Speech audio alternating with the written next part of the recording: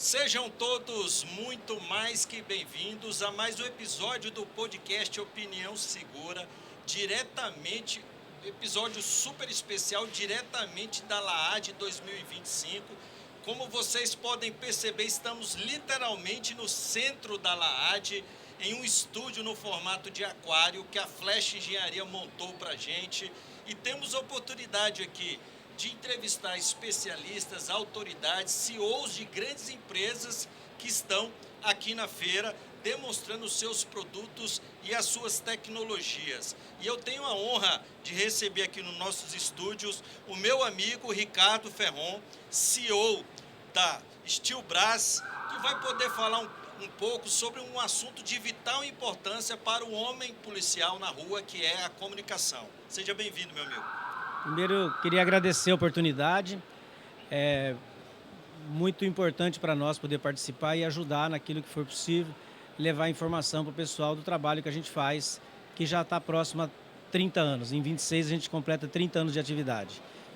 Faz uma vida em 3 décadas. Uma vida. 30 anos são 3 décadas. Rapaz, e eu estava conversando aqui com o Ricardo, e a partir da experiência que a gente tem também, 30 anos, né, militando na segurança pública, que às vezes para o homem médio, senso comum, às vezes até o policial, o profissional da segurança pública na rua, ele não tem, às vezes não consegue enxergar. Ele até sabe, mas às vezes ele esquece da importância da comunicação e, sobretudo, da importância da antena que faz essa comunicação efetiva, né, Ricardo? Exatamente. Eu sempre tive uma máxima comigo que eu costumo dizer assim, por mais tecnologia que o equipamento de comunicação tenha embarcado, se você tirar a antena dele, ele vira peso de papel, ele não vai servir para nada. Então, assim, o papel do sistema irradiante na comunicação, em todos os âmbitos da comunicação, principalmente na segurança pública, porque eu falo sempre, segurança pública envolve salvaguarda da vida.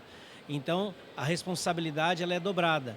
Eu falo que nós temos uma máxima na empresa que se eu vendo 500 antenas para um projeto, ou 1.000, ou 2.000, ou 3.000, eu tenho um veículo no chão de fábrica onde nós fazemos 500, 1.000, 3.000 testes. Todas as antenas que a gente fornece para a segurança pública são testadas uma a uma. Por isso nós temos hoje uma experiência muito agradável de saber que em nenhum caso houve um retorno de uma antena com problema nesses longos anos que a gente atende segurança pública, que é lá dos idos de 2013, 2012, que nós começamos a atender segurança pública.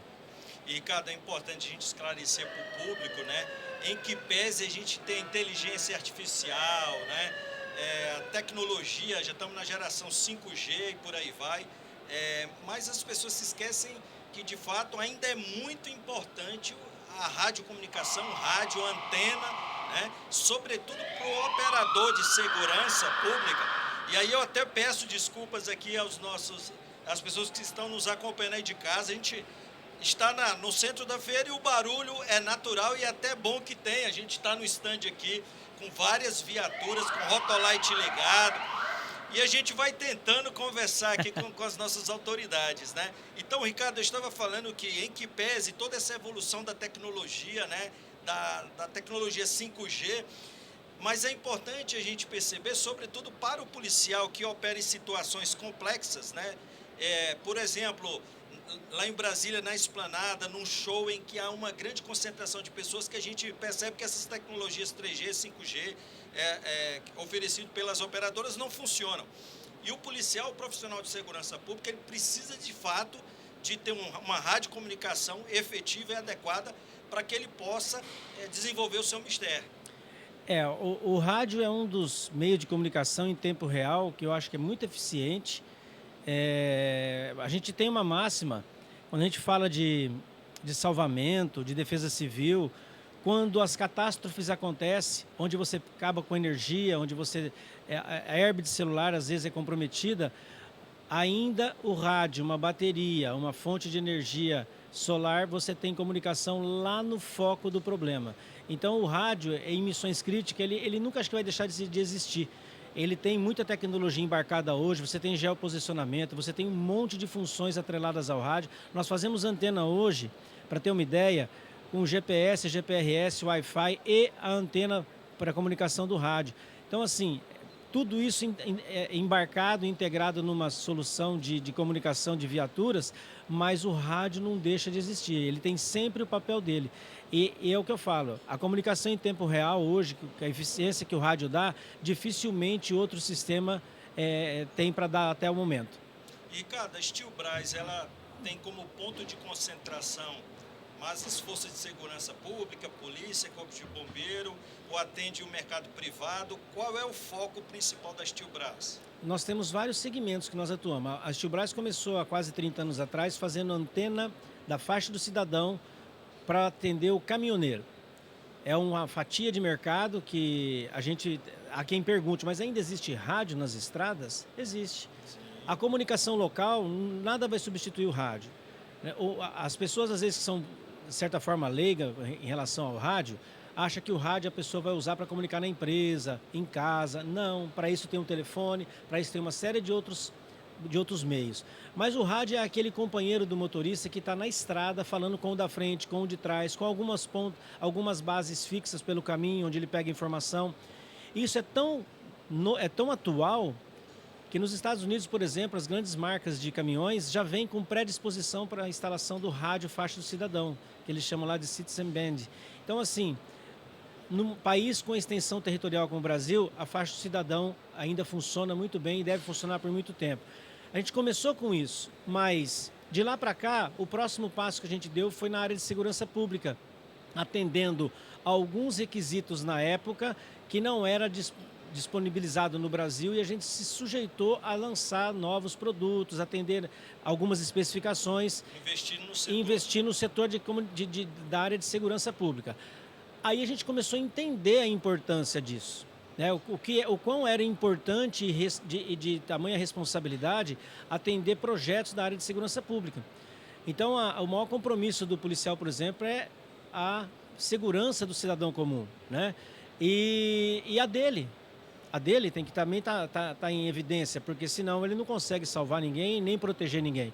Então, a gente entendendo essa máxima, a gente começou a tratar essa área de segurança pública com um pouco mais de carinho, um pouco mais de afinco, um pouco mais de estudo sobre isso. E aí entender algumas necessidades e dificuldades que existiam. E aí passou-se a realizar projetos dentro de instituições, por exemplo, atendendo alguns reivindicações, algumas solicitações dos comandantes da época, os gestores da área de telecom, de determinadas instituições, para a gente atender a necessidade que eles tinham. Então, fomos lá, entendemos e atendemos a necessidade. Aí nasce um projeto, e você bem sabe como funciona essa área no Brasil. Então, lá uma instituição determinada resolve comprar 500 viaturas, bota um pregão, uma montadora ganha esse pregão, essa licitação, ele vai atender os carros, daí ele tem que atender o quê? Grafismo, todo o equipamento que compõe uma viatura. Aí ele põe outro pregão para as transformadoras, como a Flash, que nós estamos aqui, entre outras, atender essa necessidade. E a gente, lá atrás, já foi trabalhar com essa instituição para entender o que ela precisava no sistema irradiante. Então, assim, quando o pregão acontece, eles já determinaram, ou já elegeram, ou já validaram um produto que nós trabalhamos em conjunto, em muitas aplicações, protótipo. E aí a gente participa disso e trabalha em conjunto com a transformadora para garantir que aquilo que foi validado no protótipo, por exemplo, na validação do protótipo, aconteça na linha de montagem e a instituição receba aquilo na íntegra, como foi validado. Então, a responsabilidade que a Steelbras tem, por exemplo, nessa área, não se limita ou não se restringe a desenvolver uma antena e vender para o consumidor, que é a instituição, ou o transformador que vai atender, mas e sim garantir que isso saia de lá funcionando e que chegue na instituição com a melhor funcionalidade possível. Então isso é um trabalho diferenciado que a gente pratica e faz, e talvez por isso que a gente tenha crescido, tenha adquirido confiança no setor. E, cara, é importante mencionar também que, obviamente, a gente está falando de ciência, de tecnologia, e as empresas, a iniciativa privada, ela dá o seu aporte. Obviamente, houve por parte da empresa investimentos de recursos, né, da empresa no sentido de fazer essa adequação para atender ao mercado, né? E uma feira como essa, como outras, como a Mostra BID, como o COP, ela visa justamente reunir, né, o mercado empresarial, as empresas, a indústria de defesa e de segurança, visando mostrar para a sociedade, também para os compradores, né, essas tecnologias que vocês desenvolveram e que estão ofertando, e que é muito importante essa retroalimentação, para que, obviamente, o setor privado ele tenha condições de investir recursos para que a gente possa melhorar o capital humano, que é o policial que está na ponta da lança, né? Sim. E eu aqui já, antes aqui de fazer a nossa entrevista, você me convidou para demonstrar ali, para mostrar uma tecnologia embarcada nas motocicletas que estão aqui expostas. E eu achei muito interessante aquilo que você falou em termos de adaptação ao policial que está numa motocicleta, que obviamente tem as dificuldades naturais de não estar numa viatura embarcada. E eu gostaria que você falasse um pouco dessa grande entrega da Steel Brass para a segurança pública brasileira. Sim, como eu veio lhe falar há pouco, a comunicação sobre motocicleta, sobre duas rodas para qualquer atividade, principalmente na área de segurança pública, é muito crítica, é uma dor que existe não só no Brasil, em qualquer país do mundo. Por quê? Porque tem-se uma máxima que é quase que inviável você instalar um rádio móvel em uma motocicleta. Mas, com base em alguma experiência que eu tive com uma determinada instituição, que eles tinham dificuldade com essa comunicação em motocicleta muito grande, eu pedi uma oportunidade para fazer um teste. Por experiências que eu tive no passado, na prática do radioamadorismo, entre outras coisas mais, que é um laboratório ambulante, né? É ensaio em cima de ensaio, então a gente faz muito teste. E a gente chegou à conclusão de que a eficiência de um sistema não está propriamente dito no transmissor receptor, e sim no sistema irradiante. Haja visto que existe aquela famosa transmissão QRP, que é a transmissão com baixa potência, onde você com meio watt, com um radinho feito experimentalmente por um radioamador, ele fala no Japão, por exemplo.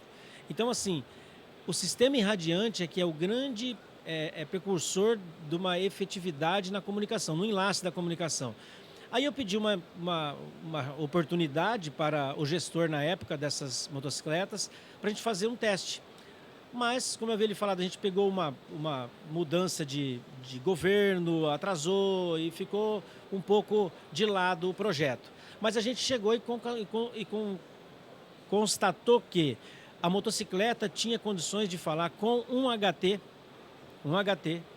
ligando uma antena externa na moto, um PTT remoto ao lado do manopla do operador para ele não tirar a mão do guidão, visando a sua segurança. E um rádio acoplado à motocicleta. A motocicleta, isso. Rádio... Exatamente. O policial, via de regra, ele carrega de motocicleta, carrega o HT no peito. E toda vez que ele vai falar, ele tira a mão do guidão para poder colocar a mão no PTT para falar e tira a mão do guidão. Isso deixa ele numa condição de vulnerabilidade muito grande. Existem casos de óbito de um policial em perseguição que, ao tirar a mão do guidão para falar com o cupom, acabou colidindo com um carro projetado em outro e acabou vindo a óbito, que é uma lástima para a gente. Então, isso é uma coisa que a gente desenvolveu e a gente conseguiu mostrar que um HT pode falar tão bem quanto um rádio móvel de uma viatura que tem tudo favorável. Uma viatura tem teto, tem potência, né, entre aspas, tem o sistema de antena em cima, no meio do teto para poder fazer o plano de terra. E a gente fez alguns testes recentemente, até aqui no Rio de Janeiro mesmo, com essa instituição, e eles puderam comprovar que a motocicleta falava todos os lugares que a viatura de 4 rodas falou, a motocicleta falou, e teve alguns casos que a motocicleta falou que a viatura não falou. Então, assim, a gente quebrou um paradigma. Você dá segurança na operação do rádio, da moto, né, na pilotagem, na operação do rádio, não tira a mão do guidão, da manopla. Você tem um dispositivo de corta-pipa na vareta para evitar que se coloque um corta-pipa para interagir com a antena e desequilibrar o ajuste da antena. Isso é um assunto grave. Uma dupla função. Exatamente, também. A antena o formato e, obviamente, o material que foi utilizado também foi feito para esse fim. Para esse fim, para cortar a pipa e proteger a vida do policial também. E o HT está fixado, bem protegido ali no guidão da moto, na manopla da moto, ligado no pós-chave, que a hora que o piloto liga a moto, o rádio já está funcionando. Se não interessa se a bateria está carregada ou não está carregada. Isso que eu ia perguntar, da alimentação. Alimenta direto da moto ali. Então, assim, e sempre vai alimentar quando está funcionando. Então, assim, É uma bateria normal. a bateria normal, sem problema nenhum. Está ligado no pós-chave. Então, assim, quebrou-se um paradigma e deu-se para um HT o poder de comunicação de um rádio móvel numa motocicleta. Isso está acontecendo, nós estamos fazendo uma POC agora com 2 instituições, uma na sua cidade, que é Brasília, né, e outra em Goiânia. Estamos fazendo um teste agora com 4 protótipos no Peru, em Lima. E tem mais um outro que eu não estou me recordando agora, que a gente está fazendo essa implantação também.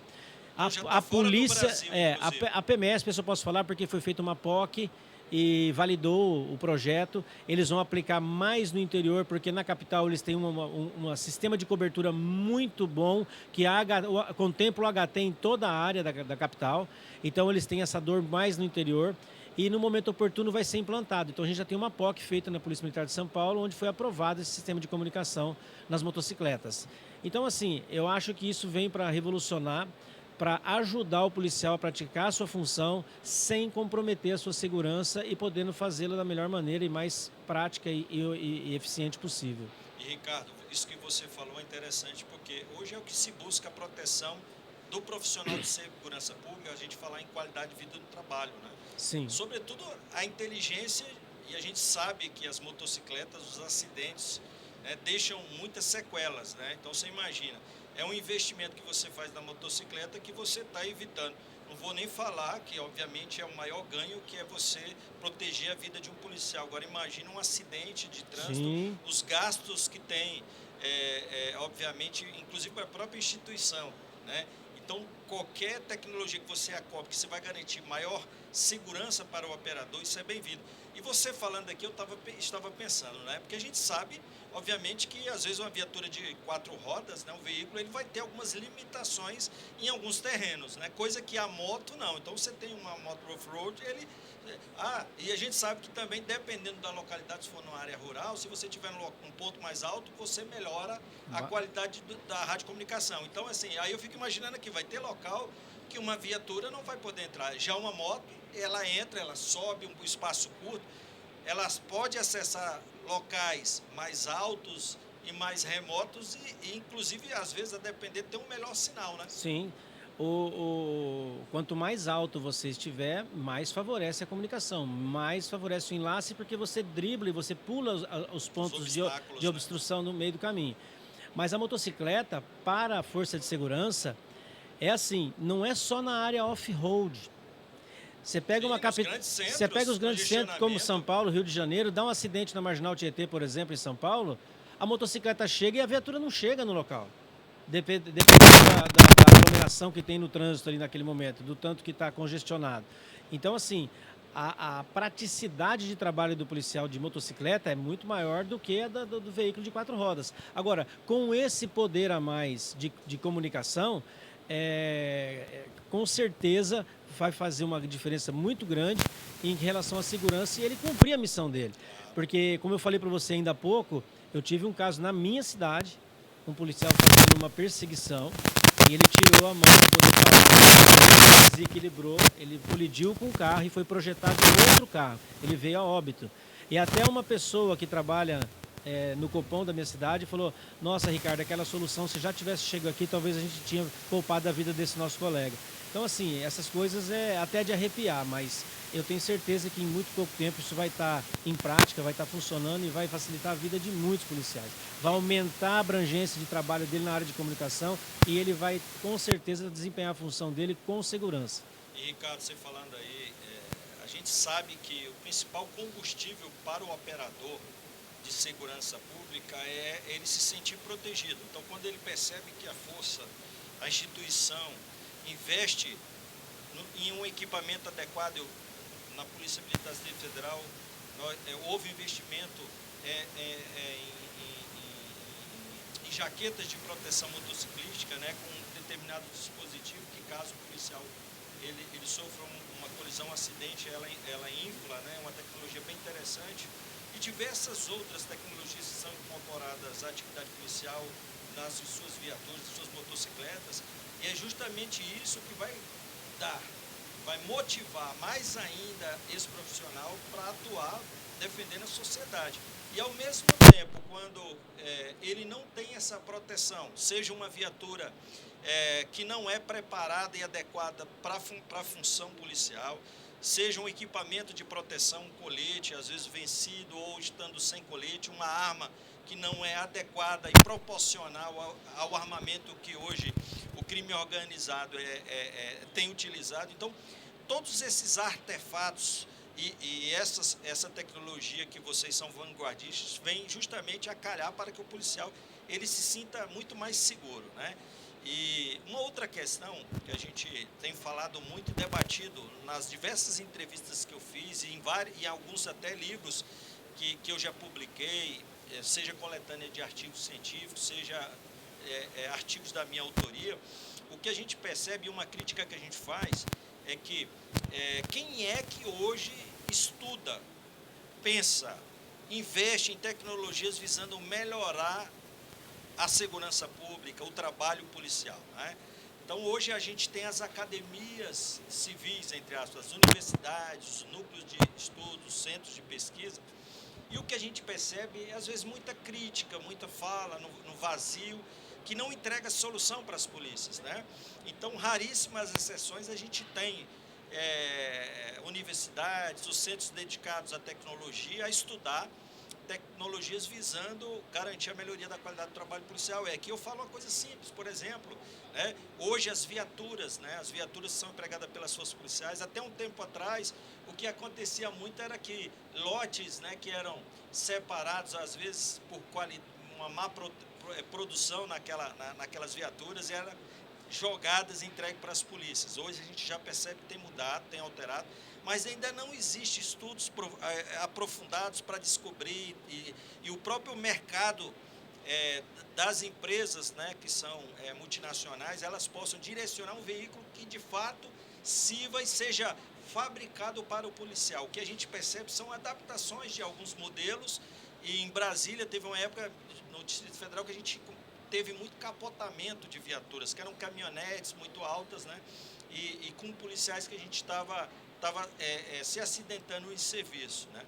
Então, quando a gente vê iniciativas dessas, que infelizmente não saem do setor público, das universidades ou até da própria polícia, né, visando entregar uma tecnologia para melhorar a comunicação do operador de segurança pública, porque a gente até estava falando antes da entrevista, a gente infelizmente ainda tem no Brasil, está experienciando em alguns estados aquilo que a gente chama de novo cangaço, dominicidades, e às vezes não, quase sempre, essas quadrilhas, esses bandos, antes de praticar o crime numa grande cidade, eles se organizam numa área rural, depois que ele praticam a sua ação, perpetram a sua ação nos centros urbanos, eles vão para a área rural, né, para trocar de viatura, de veículo, né?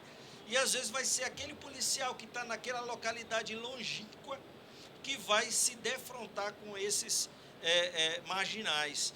E a comunicação faz toda a diferença, sobretudo em áreas rurais, né? Sim. Eu falo assim que uma viatura, a gente já presenciou isso várias vezes, a gente sempre está em várias instituições desenvolvendo, atendendo, acompanhando, e a gente vê a viatura encostar, baixada, porque a comunicação falhou, ela perdeu a comunicação, ou quebrou a antena, ou o rádio deu um problema. Então, assim, todo policial sabe que qualquer ação ela começa com a inteligência, depois ela vai usar a força. E a inteligência do policial em campo está totalmente atrelada, lógico, todo o treinamento que ele tem, todo o aparato que ele dispõe, mas está ligada à comunicação, porque sempre tem um comando por trás, sempre tem uma força de apoio na sua retaguarda, para orientação, para apoio propriamente dito. Então, se você perde a comunicação numa situação dessa, você ficou totalmente vulnerável. Você está vulnerável. Então, em condições de vulnerabilidade, vai por terra tudo aquilo que você acabou de falar, que é o quê? O policial se sentir seguro para praticar a sua função. Se ele não está se sentindo seguro, ele está, entre aspas, se sentindo um alvo, ele vai voltar para a sua base, ele vai abortar a operação. Então, a comunicação, ela é imprescindível para o início, meio e fim de uma operação. Eu acho que ela é imprescindível. Você pode usar a força, você pode usar o armamento, em caso extremo, em último lugar, você vai usar a força. Mas até isso acontecer, muito já se trabalhou, muito já foi feito, muitas operações já foram feitas usando a inteligência e atrelado sempre à comunicação. Quando eu comecei a entender isso, eu falei, caramba, a gente tem que fazer algo que não dê problema, algo que funcione. Algo que, por exemplo, como eu tive o prazer de ver, você tirar uma antena depois de 5 anos em operação, em uma viatura de polícia ambiental, que é um terreno mais hostil, não é um terreno mais inóspito, né, do que favorável. Aí você tira a antena, ela está intacta, perfeita, ao ponto de você olhar as duas na parte de conexão, uma zerinha, uma sem uso e ela, e falar, mas qual que é a velha e qual que é a nova? Então, aí eu comecei a falar assim, agora nós estamos chegando no nível que a aplicação do produto exige e pede. Que é você fazer algo que tenha durabilidade, algo que cumpra o seu papel. É a parte, entre aspas, mais barata do projeto. Você pega uma viatura dessa, o que tem talvez de mais barato ali? A antena. Ela não é tão cara, perto de todo o contexto. Só que o papel dela é fundamental. Tanto que hoje, isso foi depois da era digital para cá e depois da nossa chegada para cá no mercado, depois da era digital dos rádios digitais chegarem, que hoje todas as viaturas que saem de uma transformadora, o sistema de comunicação, o sistema de antena, a antena é laudada viatura por viatura. Por isso eu faço um teste uma por uma. Eles colhem a leitura de VSWR, lauda, assina e entrega. Toda viatura tem um laudo de aferição da antena. Então hoje sabem, hoje deram o valor devido para o sistema irradiante. E a gente faz com esse esmero aí que eu estou te falando nesse momento. Porque não for assim, ela não cumpre o papel dela. Não cumpre o papel dela, vai abortar, vai interromper, não vai ter o tempo que tem que ter de funcionamento para que o policial faça a sua operação de maneira correta. Então, isso é uma máxima que nós temos, que eu queria deixar assim bem gravado na nossa entrevista, o carinho, o esmero e a responsabilidade com a qual a gente faz antena, principalmente para a segurança pública. Nós fazemos antena na área agrícola, para a área agrícola, tecnologia agrícola, tem muitos clientes na área de irrigação, na área de gotejamento, na área de gestão de frota, na área de gestão de silo, gestão de saneamento básico, tudo isso hoje usa antena porque tudo isso hoje é gerenciado remotamente. E a gente faz antena para tudo isso. Mas quando trata-se de segurança pública, a gente tem um zelo porque cada antena que vai ser instalada numa viatura, ela sofreu um teste instalado em outro veículo. É teste prático. Então assim, mas isso não é arcaico? Entenda como quiser, mas isso é um valor que nós temos, que nós damos para o nosso produto e a gente não abre mão. E o resultado está aí. Hoje você pega uma feira como essa e pega as viaturas tanto da PEMERGE como de outras instituições que estão aqui, 90% delas estão com as nossas antenas. Então isso é um orgulho para a gente, isso significa assim, você está no caminho certo, continua com esse esmero porque o mercado corresponde. Então esse é o nosso lema, nosso trabalho, nosso desafio, é não deixar de evoluir. Está saindo o lançamento de produtos novos, estamos fazendo antenas integradas novas e tudo voltado para essa excelência de entregar um produto onde o policial se sinta seguro. A hora que ele vai sair para falar, ele sabe que a antena não vai quebrar, não vai causar nenhum problema e ele não vai perder a comunicação dele.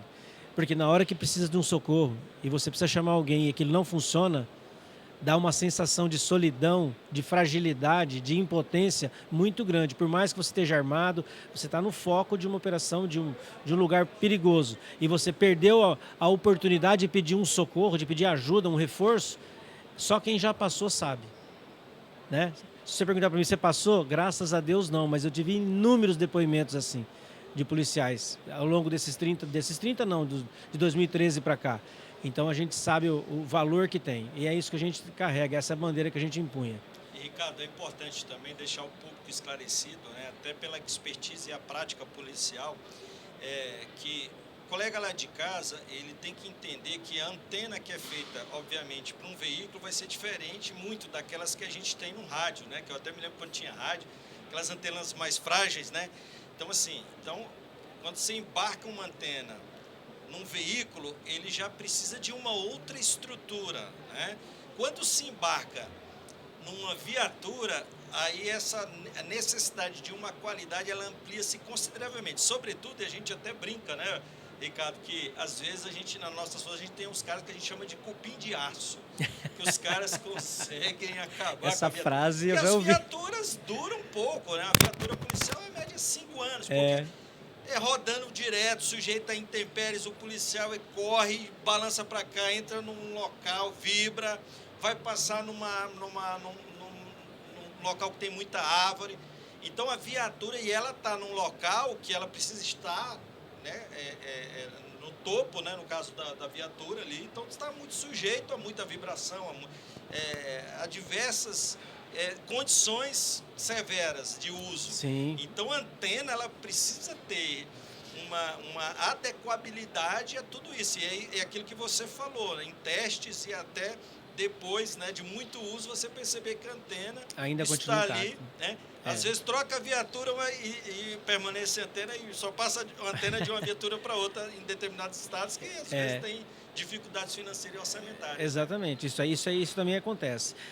Você falou da pessoa que usa a antena no rádio para ouvir música, né? No rádio veicular de música. Tem gente que usa, né? A antena que equipa um equipamento de som automotivo, ela é passiva, ela só recebe. Exato. Então ela não é ativa, ou seja, o rádio não transmite nada, ele só ouve, ele só recebe da transmissora de FM, entre outras coisas mais. Então quando você constrói uma antena para receber um sinal e transmitir um sinal, o equilíbrio que tem que ter, o ajuste que tem que ter entre a frequência que o rádio está operando e a frequência que a antena está ajustada, ela tem que ser perfeita, porque senão existe o retorno de RF.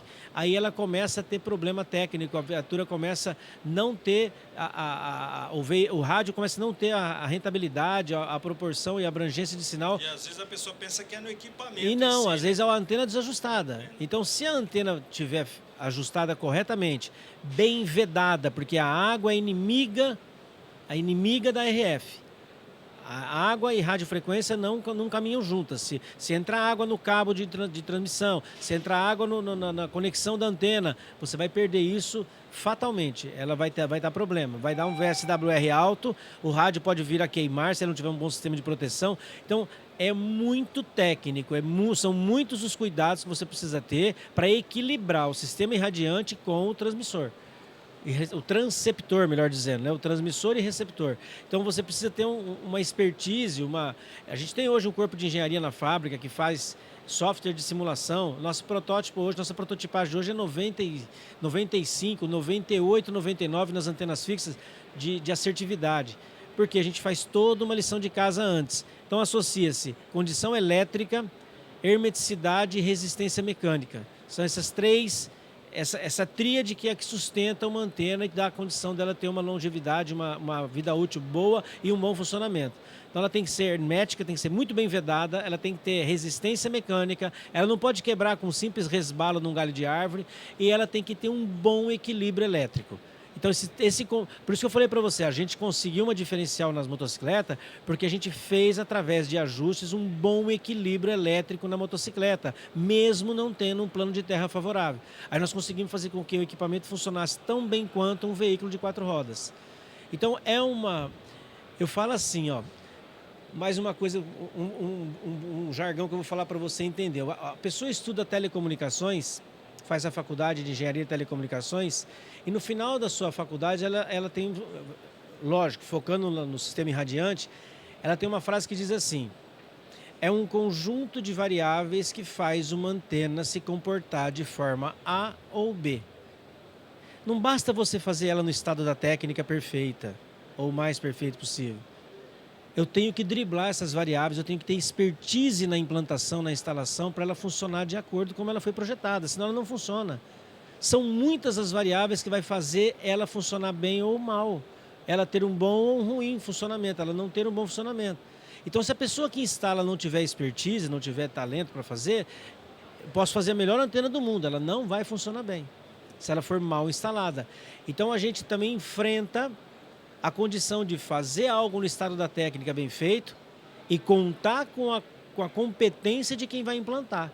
Por isso que a gente, por isso que a gente faz um trabalho de acompanhamento com a segurança pública, vai lá, se qualquer problema que tiver na implantação, a gente vai dar assistência, dá uma consultoria e faz a coisa funcionar. Para não colocar a culpa indevidamente na antena, Exatamente. sendo que são problemas outros. Então não é uma tarefa fácil lidar com RF. RF é abstrato, você não enxerga, você não vê. E ele tem vontade própria. Por isso que existe a antena dual band. Como é que você faz duas frequências funcionar na mesma antena? Porque cada uma vai enxergar o que lhe convém. E você faz algo que uma enxergue e tem que fazer algo junto ali, acoplado, que a outra frequência enxergue também. Aí você consegue funcionar duas frequências na mesma antena. É a dual band, tem tri-band e por aí vai, quadri-band. Então, assim, é uma ciência, lidar com o abstrato é uma coisa para poucos, não é todo mundo que tem essa disposição de trabalhar com o abstrato. E lidar com RF é isso.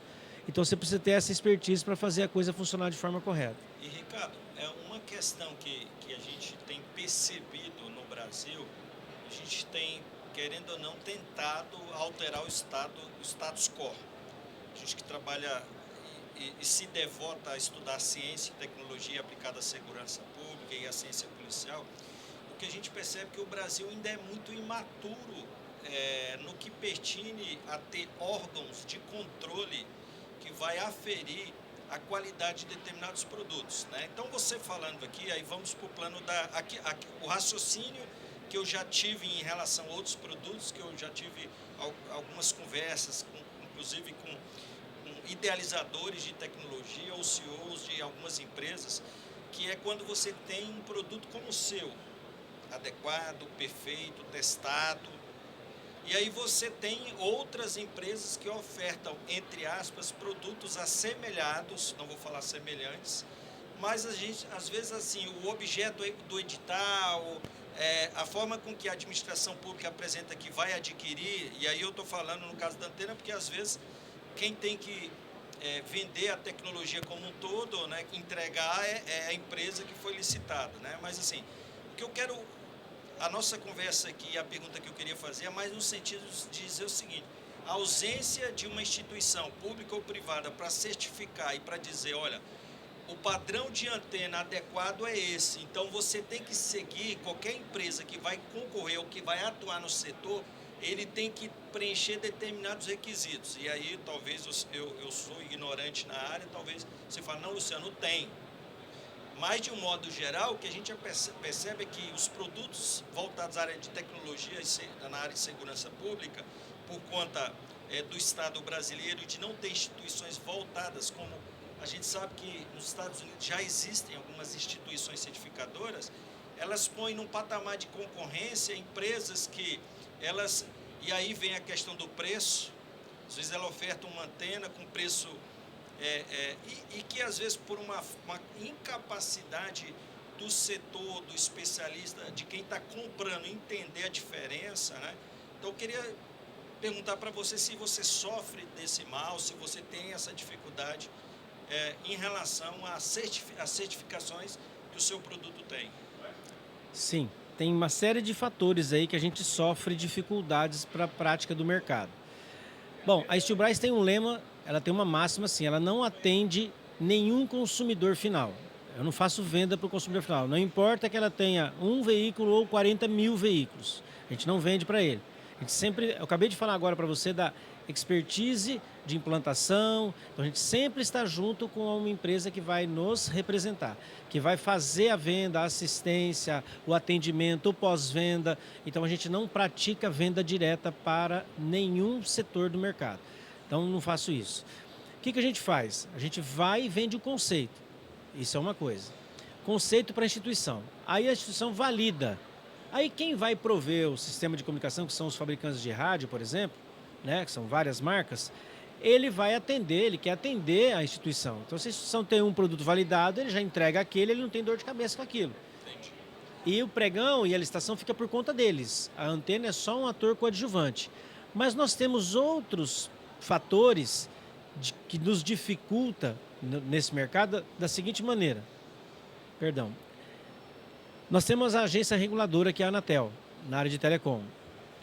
A Anatel, ela tem lá os produtos que ela exige uma homologação. Você tem que ter a homologação para poder comercializar aquele produto. Só que o que ela não exige, ela não homologa de forma voluntária. Então, se eu quiser pegar uma antena minha e homologar na Anatel para mostrar para o meu cliente que o nosso produto é homologado por eles, ela não aceita. Ela só homologa aquilo que é exigido.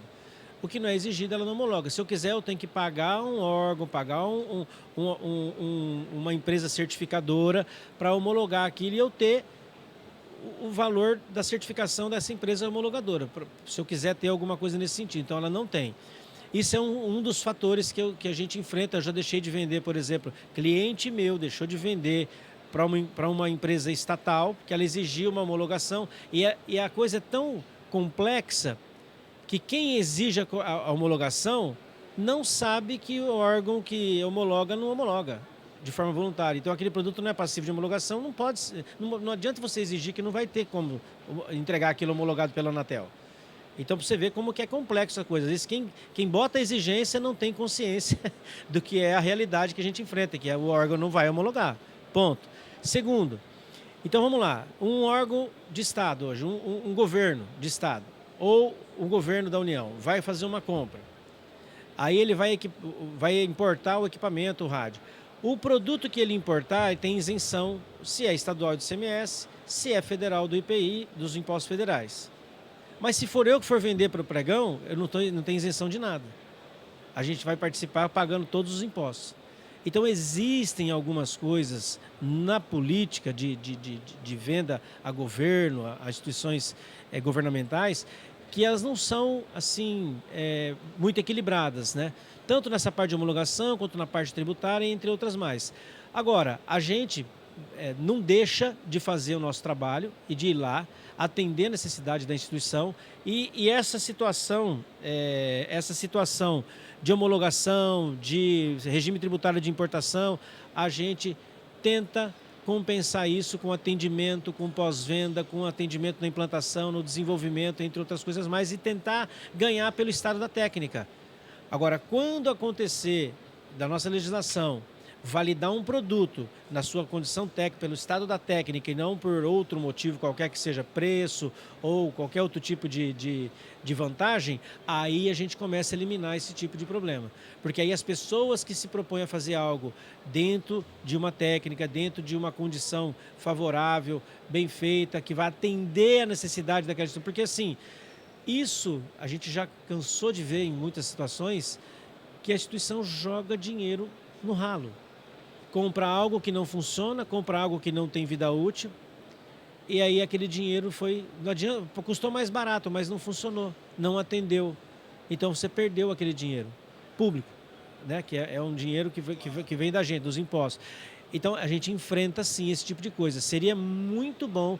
Existem algumas condições de você afunilar o edital, né? Para você conseguir esse estado da técnica, mas ele é muito complexo, ele pode ter interpretação de favorecimento e as pessoas, para evitar qualquer tipo de comprometimento nessa área, preferem deixar a coisa rodar naquilo que não lhe vai comprometer em nenhum aspecto, em nenhuma possibilidade. Então, aí a gente que faz um trabalho desse, conforme você acaba de ver e presenciar e me indagar, a gente acaba saindo perdendo, porque você não consegue concorrer. Se você tem todo esse critério, você não consegue concorrer com quem faz as coisas pela quantidade, pelo volume, no preço mais em conta, com produtos mais acessíveis, você não consegue. Porque quando você quer... eu tenho borracha lá, por exemplo, de vedação, como eu acabei de falar, com 5 anos e perfeitas condições de uso, sem perder nenhum tipo da propriedade dela. Agora, quando eu cheguei no mercado, a viatura às vezes tem 1 ano de garantia. Com 6 meses já havia infiltração e passava para dentro, manchava todo o teto. Borracha. Mas você acha que a minha borracha vai custar igual, menos ou bem mais do que essa borracha que com 6 meses apresentava fissura e passava vazamento para o teto? Então são compromete, um né, todo o monte de funcionamento da TED. detalhes que você se atém para fazer um produto com excelência. Aí você tem que ainda driblar todas essas exigências, esses percalços que a gente encontra no meio do caminho, tanto técnico quanto tributário. Então é difícil, não é fácil. Mas um dia ainda tenho esperança de que a gente vai conseguir amadurecer e ter legislação para poder avaliar um produto de acordo, como merece, para aplicação que seja destinada, seja segurança pública, seja o que for. Então, assim, se é para isso, nós temos que ter alguém que tenha expertise para avaliar, validar e fazer um certame, fazer uma carta de referência para você poder fazer um pregão justo, que vai ganhar quem vai atender tecnicamente, e não quem tem o menor preço, por exemplo. E quem ganha é a sociedade. Exatamente. A tal do custo-benefício na coisa pública é muito complexo da gente fazer valer. Na iniciativa privada você consegue provar o custo-benefício, mas na iniciativa no governo é muito mais difícil. Na coisa pública é muito mais complexo essa questão preço. Ricardo, que bate-papo interessante aqui, legal. Aprendi muito com você sobre telecom, sobre antenas e sobre aquilo que é uma ferramenta fundamental para a comunicação policial. Então, muito obrigado pela entrevista. Foi uma satisfação te conhecer e eu espero que essa seja a primeira de várias entrevistas e conversas que a gente vai ter sobre esse assunto. Tá ok, quem tem que agradecer sou eu. Eu sou um eterno aprendiz nessa área, eu sou apaixonado por isso. Foi meu hobby, antes de ser meu trabalho, foi meu hobby, há mais de 30 anos atrás. Então, assim, a radiofrequência, a radiocomunicação sempre foi uma coisa que eu gostei e gosto muito. Então, acho que um pouco do sucesso se dá isso, é você fazer aquilo que você gosta, que você se identifica. E aí você vai, aí não tem limite, né? O céu é o limite. Mas eu fico muito agradecido, acho o seu trabalho, eu não conhecia o seu trabalho, eu vou conhecer hoje, vou passar a ser o seu seguidor, vou passar a assistir os seus podcasts, as suas lives.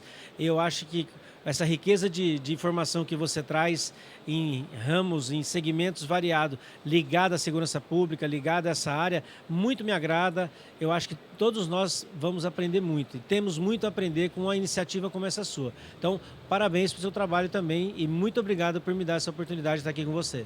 Obrigado, Ricardo. E esse foi mais um episódio aqui do podcast Opinião Segura, uma iniciativa do canal Última Raça. Estamos aqui no centro daquela que é a maior feira de segurança e defesa da América Latina. Tivemos a oportunidade aqui de ter um bom bate-papo agradável, aprendemos muito aqui com o Ricardo, que é CEO da Steelbras, que é uma referência no setor de antenas e comunicações. Inclusive, ele até falou aqui na feira que praticamente 90%, e tem muita viatura aqui embarcada, as antenas são da Steelbras. Então, isso demonstra a qualidade e a excelência desse produto. Então, eu agradeço muito aqueles que nos acompanharam aqui no podcast. Lembrando que nosso podcast aqui móvel, aqui na Laad, tem o apoio da Axon, da Flash, né, que nos recebeu, a Flash Engenharia, da Protecta, e temos imenso orgulho de estar falando aqui para os nossos diletos seguidores. Um forte abraço e até o próximo podcast Opinião Segura. Fosse honra!